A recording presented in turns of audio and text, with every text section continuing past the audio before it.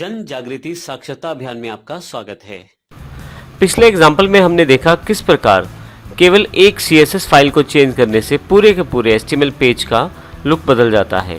इससे ना केवल आप केवल एक HTML पेज का लुक बदल सकते हैं, बल्कि आप अपनी पूरी की पूरी वेबसाइट का थीम चेंज कर सकते हैं, अर्थात उसका देखने का जो तरीका है वो चेंज किया जा सकता है। आइए इस सेशन में हम CSS को अच्छी तरह से समझने की कोशिश करते हैं। CSS का मुख्य प्रयोग HTML एलिमेंट्स की पोजीशनिंग को सेट करने के लिए किया जाता है। इसका अर्थ ये है कि यदि आप किसी इमेज को डिस्प्ले करना चाहते हैं अपने किसी वेब पेज में, तो आप उसे कहाँ दिखाना चाहते हैं। क्या आप उसे लेफ़्ट साइड टॉप पर दिखाना चाहते हैं, या लेफ़्ट साइड सेंटर में, या राइट हैंड साइड की तरफ टॉप में दिखाना चाहते हैं। अर्थात आप CSS के द्वारा HTML एलिमेंट्स की पोजीशनिंग सेट कर सकते हैं कि वो वेब पेज के कौन से हिस्से में दिखाए जा सकें। इसके अतिरिक्त हम HTML एलिमेंट्स की फॉर्मेटिंग को भी CSS से कंट्रोल करते हैं, जैसे कि कलर, साइज़ और डिस्प्ले को। उदाहरण के लिए आप किसी फ़ॉन्ट के साइज़ को डिफ़ाइन कर सकते हैं, आप किसी पैराग्राफ के लाइन स्पेसिंग को डिफ़ाइन कर सकते हैं। इसके अतिरिक्त आप कस्टमाइज फ़ॉन्ट साइज़ का प्रयोग कर सकते हैं, अर्थात आप अपने हिसाब से फ़ॉन्ट साइज़ को सेट करके आसानी से HTML एलिमेंट्स को फॉर्मेट कर सकते हैं। इसके अतिरिक्त एक एग्जाम्पल के रूप में यदि माउस को किसी पर्टिकुलर एलिमेंट पे होवर किया जाए, अर्थात जब आपका माउस किसी एलिमेंट के ऊपर जाए, जैसे कि उदाहरण के लिए इमेज के ऊपर जाए, तो हो सकता है उसके बॉर्डर्स का कलर चेंज हो जाए, या इसी तरह से फॉर्म के किसी बटन पर आपका माउस जाने पर उसका कलर चेंज हो जाए। तो इन सभी सेटिंग्स को CSS के द्वारा आसानी से किया जा सकता है, परंतु इन सभी सेटिंग्स को स्टाइल टैग के द्वारा भी किया जा सकता है, जो HTML फाइल के साथ ही एम्बेड किया जाता है।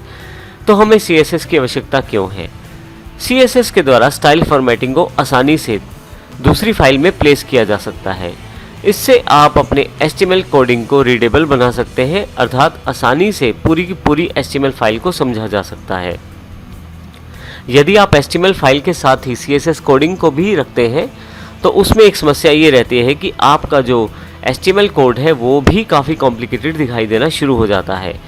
सबसे बेहतर ये रहता है कि आप अपनी CSS फाइल को HTML फाइल से अलग रखें, अर्थात आप आसानी से HTML फाइल को रीड कर सकते हैं, उसके एलिमेंट को समझ सकते हैं, उसके एलिमेंट्स के सेटिंग्स आसानी से कर सकते हैं।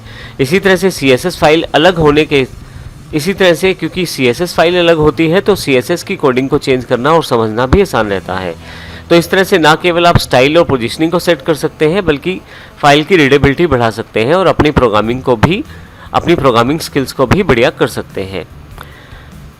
इसी तरह से यदि आप किसी वेबसाइट का पूरा डिज़ाइन चेंज करना चाहते हैं, उदाहरण के लिए यदि आप अपने किसी वेबसाइट के क्लाइंट को डिज़ाइन दिखाते हैं और उसको वो डिज़ाइन पसंद नहीं आता, तो आप केवल एक फ़ाइल को चेंज करने से ही पूरा वेबसाइट का थीम चेंज कर सकते हैं और पूरा डिज़ाइन केवल कुछ ही सेकंड्स में चेंज किया जा सकता है उस फाइल को चेंज करने के साथ।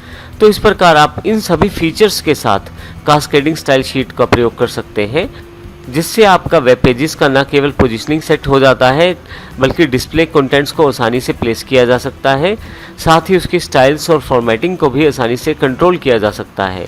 तो इस प्रकार आप केवल एक ही फाइल चेंज करने से पूरी की पूरी वेबसाइट का लुक बदल सकते हैं। आने वाले सेशंस में हम देखेंगे किस प्रकार कास्केडिंग स्टाइल शीट्स को प्रयोग करते हुए इन सभी फीचर्स को हम इनबिल्ट करेंगे अपनी वेबसाइट के साथ।